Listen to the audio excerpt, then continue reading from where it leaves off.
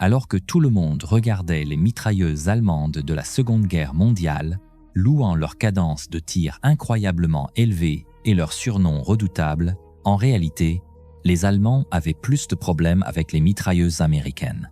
Mais pas n'importe quelle mitrailleuse, les lourdes. L'AM-2 Browning, la célèbre mitrailleuse lourde chambrée en calibre 50 BMG, n'est pas quelque chose dont on rit quand elle vole vers vous. Le plus gros problème pour les Allemands était qu'elle était montée sur tout ce qui avait des roues, des chenilles ou des ailes, même des navires et des bateaux, et il n'y avait jamais de pénurie de munitions, ce que les Allemands ne pouvaient pas dire pour eux-mêmes dans les dernières étapes de la guerre.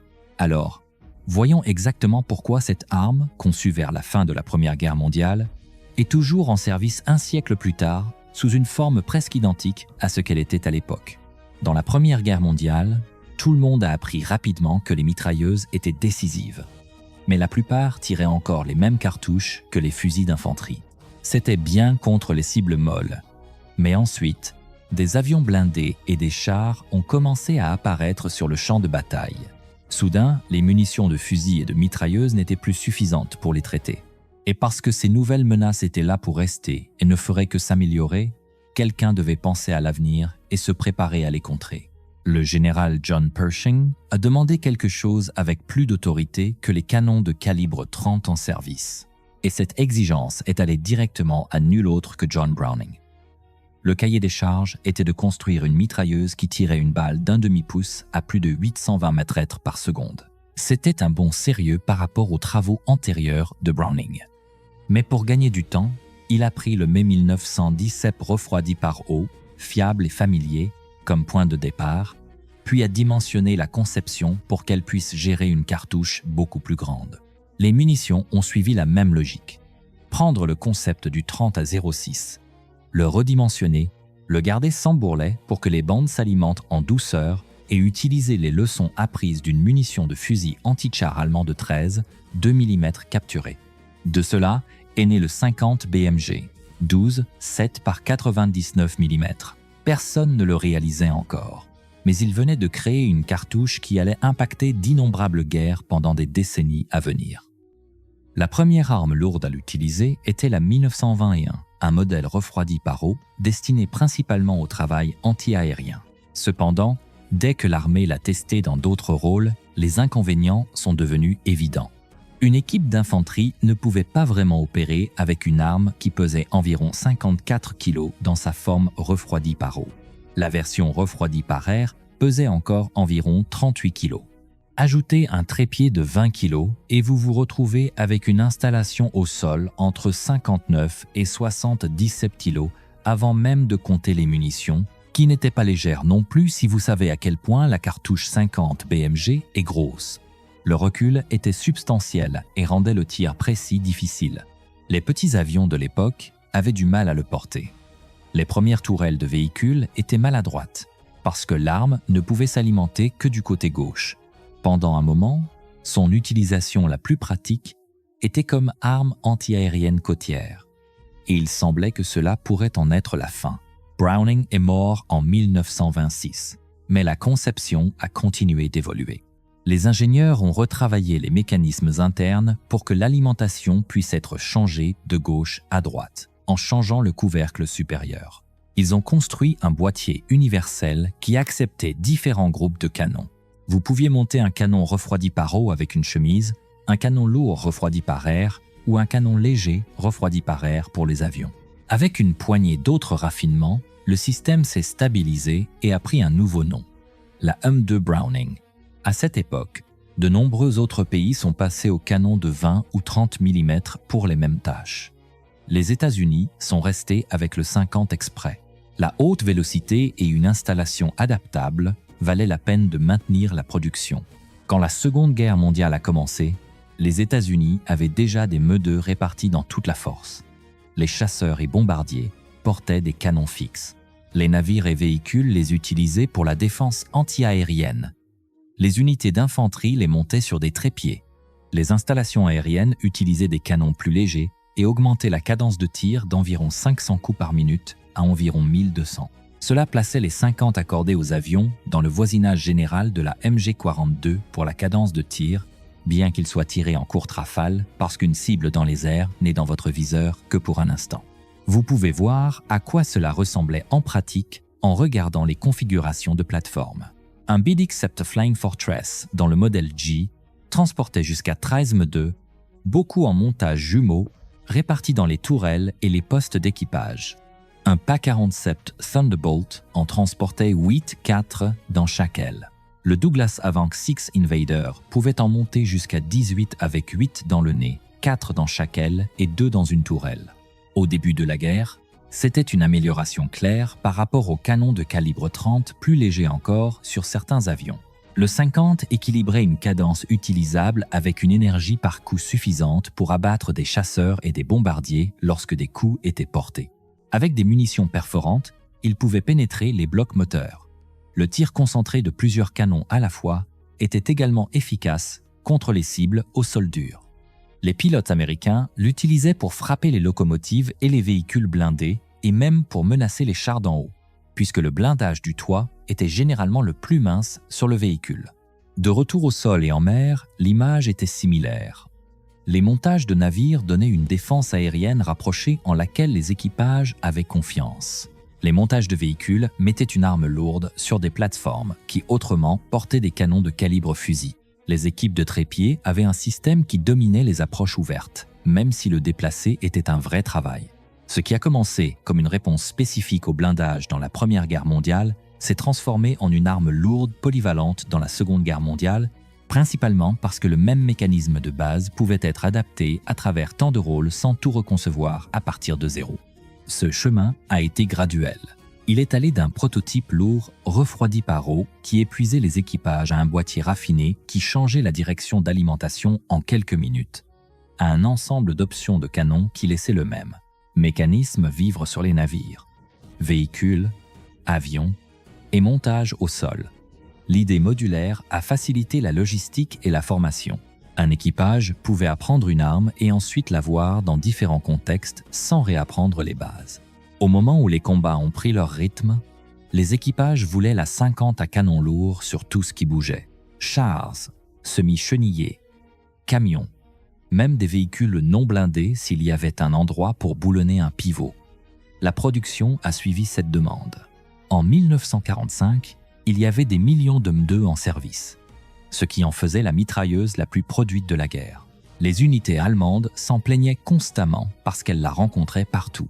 Les passages à basse altitude avec des chasseurs ou des bombardiers en piqué comme le Stuka devenaient risqués rapidement quand chaque jeep et tourelle semblait répondre avec une 50. Les chars la montaient avec la défense aérienne à l'esprit. Sur de nombreux chars, l'arme était assise à l'arrière de la tourelle. Un membre d'équipage grimpait sur le pont moteur pour la faire fonctionner afin qu'il puisse l'incliner vers le haut pour les avions entrants. C'était le bon arc pour le travail. Mais il était à l'extérieur du blindage pendant qu'il tirait. Et tout le monde connaissait le risque. Maintenant, si vous vous êtes déjà demandé pourquoi le canon du Browning recule quand il tire, voici la version courte. L'AM2 utilise le fonctionnement par recul court. Le canon et la culasse commencent verrouillés ensemble et se déplacent vers l'arrière comme une seule unité au moment où le coup part. Cela maintient la douille soutenue pendant que la pression est encore élevée pour qu'elle ne se déchire pas pendant l'extraction. Après environ 10 mm de course, le canon s'arrête. La culasse continue, tire la douille vide et la jette. Cette course vers l'arrière comprime le ressort de recul.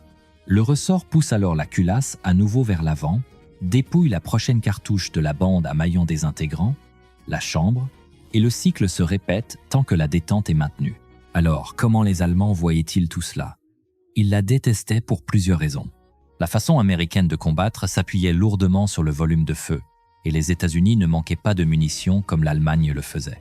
L'infanterie allemande ne cessait de rencontrer des mitrailleuses lourdes sur des camions, sur des chars, sur des semi-chenillés et sur des aérodromes. Être touché par une 50 n'est pas la même chose que prendre un tir de calibre fusil. La 50 BMG surpassait en portée les mitrailleuses plus légères. Et en termes d'énergie, elle délivrait 5 à 10 fois plus que les munitions utilisées par la plupart des armes d'infanterie. Placez-la à côté de la munition Moser de 8 mm d'une MG-42, et la différence est évidente. Cette puissance changeait ce qui comptait comme couverture. Les murs de briques et de béton cessaient d'être sûrs. Une seule munition pouvait percer et tuer l'homme derrière. Et si le premier coup ne passait pas, une rafale tenue sur un seul endroit pouvait briser un mur ou ronger un nid de sacs de sable. Même un Panzer IV pouvait souffrir sous un feu intense de calibre 50. Les coups sur les côtés ou à l'arrière pouvaient trouver un chemin. Les optiques, les chenilles et les anneaux de tourelle pouvaient être endommagés ou bloqués. Dans le Pacifique, l'effet était encore plus clair. Les chars japonais légèrement blindés, qui chargeaient les positions américaines dans des attaques banzai, étaient arrêtés par des 50 plus d'une fois. Les équipages de chars ouvraient le feu et les éliminaient avec des tirs d'armes à feu qui n'auraient pas compté contre un blindage plus lourd. Une autre chose qui fait parler les gens est l'affirmation que les conventions de Genève interdisaient la 50 contre le personnel. C'était un mythe. Il n'y avait pas une telle interdiction. La raison pour laquelle l'histoire est restée est simple. L'effet sur un corps humain est grave. Un coup à un membre signifie souvent que le membre a disparu. Un coup au torse ou à la tête est généralement fatal. La physique n'est pas subtile. Ce n'est pas l'endroit pour des détails graphiques. Mais vous pouvez imaginer ce qu'une munition qui peut briser des murs fait à la chair et aux os. Les troupes allemandes comprenaient cela et changeaient de tactique où elles le pouvaient. Plutôt que de pousser directement vers une 50, ils utilisaient des snipers, des chars, des mortiers et de l'artillerie pour éliminer l'arme ou la forcer à bouger. Cela les agaçait aussi qu'il n'ait pas d'équivalent réel en service général. Les mitrailleuses lourdes allemandes sur le terrain étaient la MG-34 ou la MG-42 sur le trépied Lafette. Le Lafette était intelligent et très stable, et il étendait la portée utile de ses armes. Mais la cartouche de 8 mm ne pouvait pas égaler la puissance d'une munition d'un demi-pouce. La chose la plus proche que l'Allemagne avait dans cette classe de calibre était un canon de 13 mm. Et celui-là vivait surtout sur les avions de chasse. Ils prévoyaient de monter des Meudeux capturés sur des U-boots comme armes anti-aériennes pendant la recharge des batteries en surface, et ils ont même produit des copies de munitions 50 BMG pour cette utilisation. Le déploiement réel était rare, mais le fait qu'ils se soient préparés pour cela montre le respect que l'arme a gagné. Puisque la cartouche fait le vrai travail, il est utile de savoir quel type était courant. La balle standard est une munition à chemise métallique complète, et elle frappe déjà fort. Des variantes perforantes ont été faites en plusieurs marques et pouvaient traverser environ 25 mm d'acier durci. Les munitions incendiaires étaient conçues pour enflammer du matériel inflammable, ce qui importait contre les avions qui fuyaient du carburant après un coup. La perforante incendiaire combinait la pénétration avec l'inflammation. Ajoutez un élément traceur et vous obtenez une perforante incendiaire traceuse, ce qui aide les mitrailleurs à voir où leurs munitions atterrissent pour qu'ils puissent corriger en vol. Ce retour est utile pour le tir anti-aérien et pour les tirs longs au sol parce que la 50 BMG reste efficace au-delà de 2 km. Les bandes étaient construites pour le travail en cours. L'utilisation au sol exécutait souvent un traceur toutes les 5 munitions pour qu'un mitrailleur puisse marcher le feu sur une cible sans illuminer toute la bande. Les bandes d'avion mélangeaient perforantes, incendiaires et traceurs dans des motifs accordés pour les combats aériens ou pour les mitraillages. Le point était toujours le même. Mettre le bon mélange de munitions dans l'ensemble de cibles, puis laisser la plateforme faire son travail. Mettez tout cela ensemble et vous voyez pourquoi la 50 à canon lourd s'est retrouvée partout. C'était une arme flexible à monter avec une cartouche qui résolvait de nombreux problèmes à la fois. Et cette combinaison a forcé l'ennemi à changer sa façon de combattre. Après la guerre, le menu de munitions pour la 50 est devenu beaucoup plus sophistiqué. La munition polyvalente Raufoss a regroupé plusieurs effets dans une seule cartouche. Elle utilisait un pénétrateur dur au cœur, puis ajoutait un petit explosif et un composé incendiaire qui lance également des fragments quand il explose. En pratique, elle agit comme un petit obus de 20 mm juste emballé pour un canon 50 BMG. Un autre chemin était le SLAP, le pénétrateur léger de blindage saboté. Il suit la même idée que vous voyez dans les canons de char avec des sabots jetables. Une petite flèche sous calibre très dense, généralement en tungstène, voyage dans un sabot en plastique et le perd après avoir quitté le canon. Vous obtenez une bien meilleure pénétration pour la même taille de calibre, ce qui le rend utile contre les véhicules légèrement blindés et même les hélicoptères. Parce qu'il est cher et excessif pour pulvériser, les gens ont tendance à utiliser le SLAP dans des rôles à coup unique depuis des fusils, plutôt que de le brûler en longues rafales. Cela se rattache à l'autre grand changement. La cartouche a tellement impressionné l'armée américaine qu'ils ont construit des fusils dédiés autour d'elle. Au Vietnam, Carlos Hathcock a essayé quelque chose d'inhabituel. Il a mis une lunette télescopique sur une M2 et l'a utilisée pour prendre des coups uniques à des portées où les munitions de sniper plus petites luttaient. Il ne l'a pas juste essayé une fois. Il a fait des mises à mort confirmées de cette façon. Cette expérience a poussé l'idée en avant et a aidé à préparer le terrain pour le Barrett M82, un fusil antimatériel en 50 BMG qui est devenu plus tard bien connu dans le service américain. Maintenant, si une mitrailleuse lourde répond à beaucoup de problèmes, 4 d'entre elles en résolvent un ensemble différent. Le montage Me-45 Maxon a pris 4,50, a lié leurs commandes et les a transformées en un système mobile de défense aérienne à basse altitude. Une seule 50 avait la puissance pour abattre un avion. Mais votre fenêtre sur un passage rapide était courte et la cadence de tir était modeste. Multipliez par 4 et vous mettez environ 40 munitions par seconde dans les airs.